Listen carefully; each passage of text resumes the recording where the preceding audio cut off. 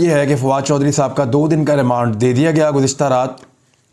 ایک فیصلہ دیا گیا کچہری میں، وہاں پہ بہت سارے صحافی موجود تھے اور سارے فیصلے کا انتظار کر رہے تھے۔ فیصلہ 5 منٹ میں آنا تھا، 10 منٹ میں آنا تھا، لیکن گھنٹوں گزر گئے اور فیصلہ نہیں آ رہا تھا۔ پھر کبھی پتہ چلا کہ پرنٹر خراب ہو گیا ہے، پیج اس میں پھنس گیا ہے، کبھی کوئی فیصلہ پھنس گیا ہے، کبھی فیصلے کا فیصلہ نہیں ہو پا رہا۔ مختلف لوگ مختلف باتیں کر رہے تھے اور پھر بہت تاخیر کے ساتھ، گھنٹوں کی تاخیر کے ساتھ جب فیصلہ آیا تو پتہ چلا کہ فواد چودھری صاحب جو ہیں ان کا 2 دن کا ریمانڈ دے کر اسلام آباد پولیس کے حوالے انہیں کر دیا گیا ہے۔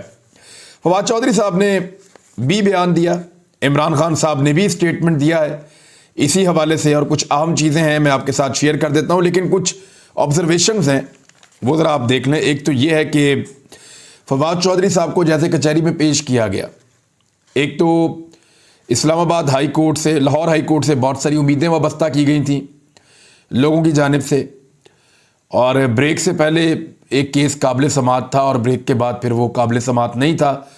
جو درخواست تھی وہ ہم نے دیکھا کہ وہ خارج ہو گئی۔ میں خود اسی امید پہ لاہور ہائی کورٹ پہنچا کہ میں دیکھتا ہوں کہ یہ نظام جو ہے، عدالتی نظام، طاقتور لوگوں کے خلاف کس طرح سے حرکت میں آتا ہے اور کس طریقے سے جو ہے وہ آئی جی کو جواب دینا پڑے گا عدالت کے اندر۔ لیکن پھر میں نے دیکھا کہ عدالت کو آئی جی نے مطمئن کر لیا اور عدالت مطمئن ہو گئی اور پھر کیس جو ہے وہ خارج بھی ہو گیا۔ حالانکہ جب عدالت نے کہا تھا کہ فواد چودھری کو عدالت میں پیش کیا جائے تو اس کے بعد 3 گھنٹے تک فواد چودھری صاحب لاہور میں ہی تھے، اور پھر لاہور سے لے کر ان کو اسلام آباد پولیس نکلی اور اسلام آباد چلی گئی۔ ان کو لاہور میں بہت مرتبہ لوگوں نے بتایا، صحافیوں نے بتایا، لوگوں نے بتایا، پولیٹیکل ورکرز نے بتایا کہ جی عدالت نے بلایا، لاہور ہائی کورٹ نے، وہاں لے کر جانا ہے ملزم کو، لیکن کسی نے کوئی بات نہیں سنی۔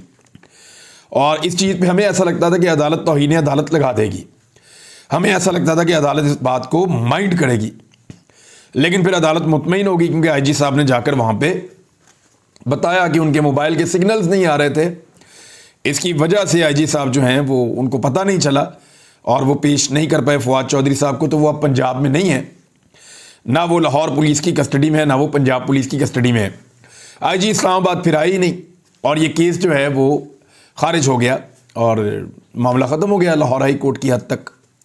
فواد چودھری صاحب کو جو کچہری میں پیش کیا گیا اسلام آباد میں، اس کے مناظر جب ہم نے دیکھے تو بڑا عجیب لگا۔ ہم نے کلبھوشن یادو کو دیکھا اور اس کا انٹرویو بھی سنا، پھر ہم نے ابھی نندن کو دیکھا اور اس نے کہا کہ میرے ساتھ بڑا اچھا سلوک رکھا گیا پاکستان کے اندر، میں پاکستان کی قید میں ہوں۔ حالانکہ وہ شخص تھا جو پاکستان کی سرزمین پہ ایک جنگی طیارہ لے کر حملہ کرنے آیا تھا، لیکن ہم نے اس کے ساتھ، پاکستان کی ریاست نے حسن سلوک اس کے ساتھ کیا تھا۔ پھر ہم نے بہت سارے اور لوگوں کو دیکھا جو پاکستان کے دشمن ہیں، لیکن ان کے منہ سے ہم نے تعریف سنی لا انفورسمنٹ کی۔ لیکن یہاں جو پولیٹیکل ورکرز کے ساتھ رویہ رکھا جا رہا ہے، فواد چودھری کے سر کے اوپر جس طرح کپڑا ڈالا گیا، ایسا لگ رہا تھا کہ پاکستان کا کوئی دشمن ملک کا ایجنٹ پکڑا گیا ہے، کوئی دہشت گرد پکڑا گیا ہے جس کو پکڑ کر عدالت میں لا رہے ہیں۔ آپ نے کبھی پاکستان کو لوٹنے والے کسی سیاستدان کے سر پہ ایسے کپڑا پڑا ہوا دیکھا ہے؟ یا آپ نے کبھی پاکستان میں منی لانڈرنگ کرنے والا اور پاکستان کا پیسہ لوٹ کر پاکستان سے باہر بھجوانے والے کو اس طرح سے اس کے ساتھ ہوتے ہوئے دیکھا ہے؟ آپ نے کسی بھی ایسے سیاستدان کو جس کا تعلق پی ڈی ایم کے ساتھ ہے، ان کے ساتھ یہ والا رویہ ہوتا ہوا دیکھا ہے کہ ان کے اوپر کپڑے ڈال دیے جائے اور ان کو جو ہے وہ اس طرح گھسیٹا جائے؟ اب ہسپتال کے اندر جو ہے جہاں فواد چودھری کو لے کر جایا گیا تھا، وہاں پہ کارکنوں کے اوپر تشدد کیا گیا ہے، ٹارچر کیا گیا کارکنوں کو، ان کو مارا گیا ہے، پولیس نے مکوں کے ساتھ مارا ہے۔ تو ایک عجیب سی فاشسٹ قسم کا ایٹیچیوڈ ہے، اور اسلام آباد پولیس جو ہے وہ بھی لگتا ہے چڑچڑی ہو گئی ہے یہ ساری چیزیں دیکھ دیکھ کر۔ اب لوگ وہاں پہ احتجاج کرتے ہیں، اوپر سے گورنمنٹ کی طرف سے ان کے اوپر سختی آئی ہوئی ہوتی ہے، وہ بیچارے پولیس والے بھی کیا کریں، انہوں نے اپنا کام کرنا ہے، ان کے اوپر سے سختی، لگاتار دباؤ ان کے اوپر آ رہا ہے، ان کے افسران ان کو بار بار بول رہے ہیں، افسران کو آپ کو پتا ہے جہاں سے ٹیلی فون آ جاتے ہیں ان کو بیچاروں کو اپنی نوکری کی پڑ جاتی ہے۔ تو اس طرح جو ایک فاشسٹ قسم کا ایٹیچیوڈ ہے وہ نیچے تک جا رہا ہے۔ فواد چودھری کو جس طرح لایا گیا اس کے اوپر بڑی تنقید کی گئی، لیکن فواد چودھری صاحب خود جس طرح آئے اس کے اوپر بڑی تعریف کی گئی۔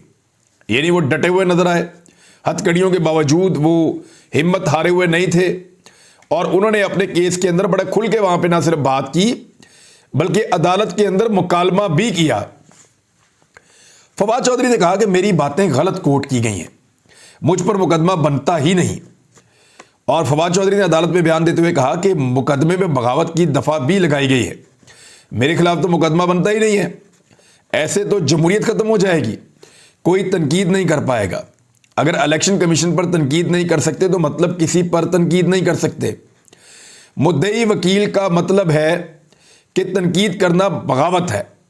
मैं तकरीर कर ही नहीं रहा था, मैं मीडिया टॉक कर रहा था, मेरी बातें गलत कोट की गई हैं। उन्होंने कहा कि मैं तहरीक इंसाफ का तर्जुमान हूं, जो बात करूंगा वो मेरी पार्टी की पॉलिसी होती है, ज़रूरी नहीं कि मैं खुद मैं जो बात करूं वो मेरा ज़ाती ख्याल हो। इलेक्शन कमीशन ना मुल्क की स्टेट है ना हुकूमत है। मैंने कहा था नफरतें ना फैलाएं कि लोग ज़ाती सतह पर आ जाएं। मुझे लाहौर पुलिस ने गिरफ्तार किया, मेरा मोबाइल कब्जे में लिया, फिर मुझे लाहौर पुलिस ने इस्लामाबाद पुलिस के हवाले किया। उन्होंने कहा मैं सीनियर वकील, पार्लियामेंटेरियन और साबिक वफाकी वजीर हूं, मैं दहशतगर्द नहीं कि मुझे CTD में रखा गया। तफ्तीशी अफसर ने मुझसे कोई तफ्तीश नहीं की, मेरी गिरफ्तारी गैर कानूनी है। उन्होंने कहा कि अफसोस है मुल्क की सियासत में मुखालिफिन पर केस बनाए जा रहे हैं, हम सियासत में कभी ऊपर तो कभी नीचे होते हैं। और फवाद चौधरी ने कहा कि केस जो है वो ख़त्म किया जाए, इसकी उन्होंने इस्तदा की अदालत में। फवाद चौधरी साहब ने यह भी कहा कि उन्हें कोई किसी किस्म का दुख नहीं है, उन्होंने इलेक्शन कमीशन को मुंशी कहा था और वो अपने इस बयान के ऊपर कायम है।